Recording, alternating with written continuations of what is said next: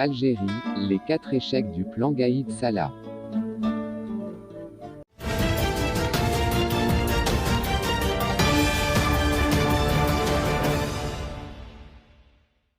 Depuis l'avènement du mouvement contestataire en Algérie, le 22 février 2019, et la programmation d'une élection pour le 12 décembre prochain, il faut reconnaître que le plan de Gaïd Salah pour contrecarrer le soulèvement contre un mandat éternel de Bouteflika, véritable responsable ultima ratio du clan, et un retour à la normale dans la société algérienne, n'a pas obtenu les effets escomptés. S'il fallait décrire les points principaux du plan de reconquête de l'opinion publique algérienne et les soumettre à un examen radical de la situation réelle que vit le pays aujourd'hui, on parvient à un écart entre les attentes politiques du vieux général, et les réponses fournies par le Irak depuis plusieurs mois. Quels ont été les axes stratégiques par lesquels le clan Gaïd Salah s'attendait à un retour inévitable à la normale, et qui prévoyait de remettre en selle le système corrupteur actuel par d'autres moyens? 4 axes en échec. Tout d'abord, et c'est le point essentiel, le pouvoir militaire a tablé sur une normalisation contre une véritable transition politique.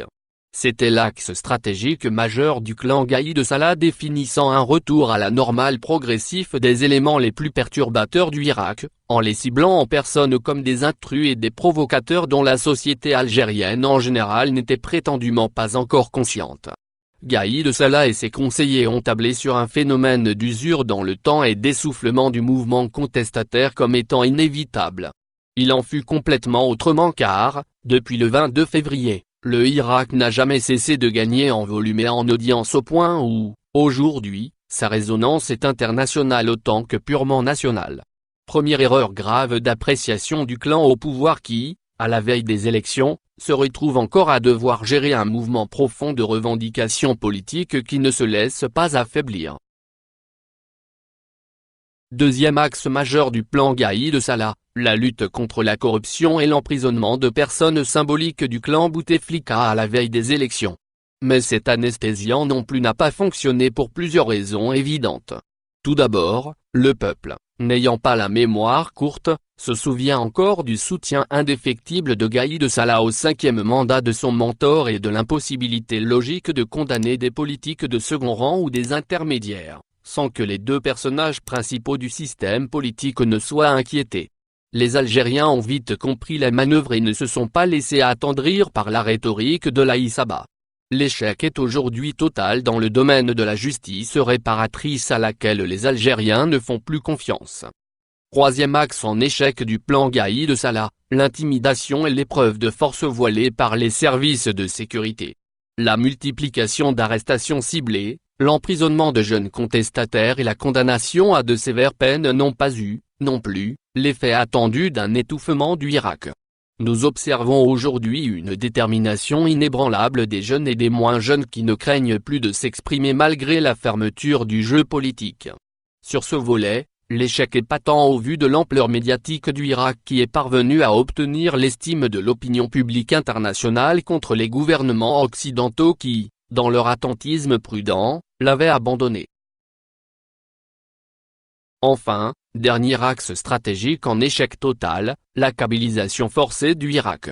Gaïd Salah et ses conseillers ont cru bon de vouloir jouer une fois de plus la régionalisation du conflit contestataire en l'assimilant à du berbérisme antinational. La stigmatisation des citoyens de la Kabylie aurait dû servir à diviser l'Irak, et tout le mouvement anti-système en pointant du doigt une trahison de cette région qui serait indigne du combat libérateur de 1954. Encore une fois, la jeunesse algérienne a vite saisi la manœuvre et même l'intrusion forcée d'islamistes ou d'éléments du MAK visant à discréditer le Irak fut mise en échec par la population.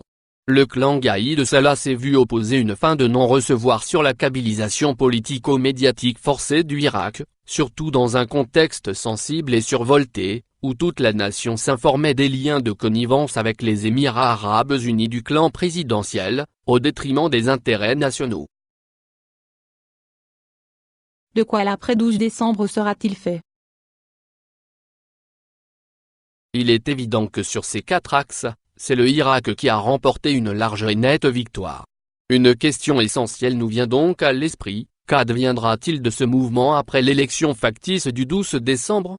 Comment poser le problème post-élection du 12 décembre? Il est certain que la contestation ne faiblira pas et ne rentrera pas dans l'ordre, mais, dans le même temps, le prochain président se voit obligé de trouver une solution afin que les manifestations cessent. On ne peut, en effet, concevoir un nouveau chef de l'État qui soit encore hué et conspué chaque mardi et vendredi. Si un tel scénario continuait de se produire, la situation politique risquerait de s'aggraver car elle mettrait dans l'obligation le président de la République de fournir des preuves de son autorité politique et de sa compétence à régler tous les problèmes sociaux en suspens, alors que, dans le même temps, fort de sa victoire, le Irak n'est prêt à aucune concession qui ne soit pas légitime et légale en même temps. Autant dire que le nouveau président fera face à une situation inextricable, voire aporétique. Il faut tout de même évaluer les chances des principaux candidats à résoudre l'insoluble. Soit le clan Gaïd Salah considère que l'option commandement militaire doit prévaloir car les risques de débordement sont énormes. Dans ce cas, le candidat le plus malléable et effacé serait Miyoubi, qui obéirait au doigt et à l'œil à un agenda militaire qui préserverait les intérêts du clan. L'option Miyoubi a un autre avantage, celle de donner l'impression d'une main tendue et d'une cure de jouvence en phase avec le Irak. Malléabilité extrême et impression de transition feront le jeu des militaires aux aguets. Cependant, Azzeddine Miyoubi risque de ne pas pouvoir tenir face au Irak, et ne pas se montrer à la hauteur, vu l'ampleur du mouvement. Le danger d'un président faible et influençable peut pousser les militaires à écarter cette option.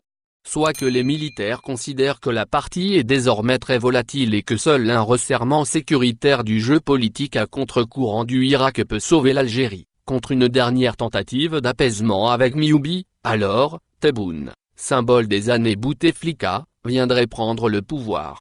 Cependant, cette option doit être considérée comme hautement dangereuse face au Irak qui ne pardonnerait pas un retour éhonté du bouteflikisme, même si elle peut servir à tuer toute la contestation dans le fin. Enfin, le commandement militaire peut se décider à sacrifier certains de ses éléments les plus controversés et opter pour un retour de Benflis. Une certaine rupture avec l'ère Bouteflika entamerait un nouveau processus de réhabilitation des institutions nationales. Mais ce scénario n'est pas non plus sans risque, accentuant les divisions entre pro-Bouteflika coriaces et adversaires de l'ancien président. Et il est peu probable que l'ancien clan Bouteflika se décide pour un tel candidat qui, déjà par le passé, s'était retourné contre eux. Abonnez-vous à notre chaîne. Cliquez sur la cloche pour rester au courant de l'actualité algérienne.